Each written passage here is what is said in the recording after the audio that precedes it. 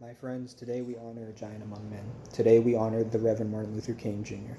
Dr. King was a powerful figure of destiny, of courage, of sacrifice, and of vision.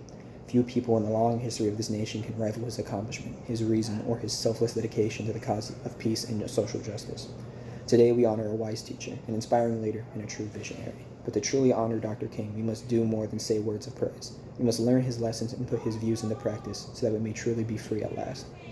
Who was Dr. King? Many people will tell you of his wonderful qualities and his many accomplishments, but what makes him special to me, the truth many people don't want you to remember, is that Dr. King was a great activist, fighting for radical social change with radical methods. While other people talked about change, Dr. King used direct action to challenge the system. He welcomed it and used it wisely. In his famous letter from the Birmingham jail, Dr. King wrote that the purpose of direct action is to create a situation so crisis packed that will inevitably open the door to negotiation. Dr. King was also radical in his beliefs about violence. He learned how to successfully fight hatred and violence with the unstoppable power of nonviolence. He once stopped an armed mob saying, "We are not advocating violence. We want to love our enemies. I want you to love our enemies. Be good to them. This is what we live by. We must meet hate with love." Dr. King knew that he very probably wouldn't survive the struggle that he led so well, but he said, "If I am stopped, the movement will not stop. If I am stopped, our work will not stop. For what we are doing is right. What we are doing is just, and God is with us." My friends, as we enter a new decade, it should be clear to all of us that there is an unfinished agenda, that we have miles to go before we reach the promised land. The men who rule this country today never learned the lessons of Dr. King. They never learned that nonviolence is the only way to peace and justice. Our nation continues to wage war upon its neighbors and upon itself. The powers that be rule over a racist society filled with hatred and ignorance. Our nation continues to be segregated along racial and economic lines. The powers that be make themselves richer by exploiting the poor. Our nation continues to allow children to go hungry and will not even house its own people. The time is now for people of all races and backgrounds to sound the trumpets of change. As Dr. King proclaimed, there comes a time when people get tired of being trampled over by the iron feet of oppression.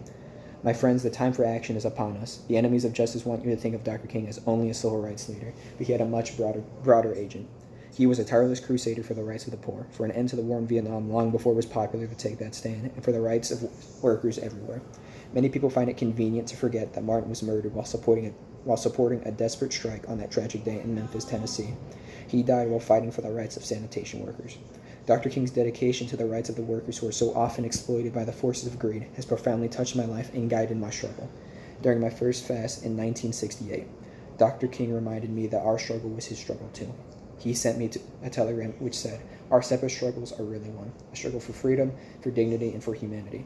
I was profoundly moved that someone facing such a tremendous struggle himself would take the time to worry about a struggle taking place on the other side of the continent. Just as Dr. King was a disciple of Gandhi and Christ, we must now be Dr. King's disciples. Dr. King challenged us to work for a greater humanity. I only hope that we are worthy of his challenge. The United Farm Workers are dedicated to carrying on the dream of Reverend Martin Luther King Jr. My friends, I would like to tell you about the struggle of the farm workers who are waging a desperate struggle for our rights, for our children's rights, and for our very lives. Many decades ago, the chemical industry promised the growers that pesticides would bring great wealth and bountiful harvest to the fields. Just recently, the experts are learning what farm workers and the truly organized farmers have known for years. The prestigious National Academy of Sciences recently concluded an exhaustive 5-year study which determined that pesticides do not improve profits and do not produce more crops. What then is this effect of pesticides? Pesticides have created a legacy of pain and misery and death for farm workers and consumers alike.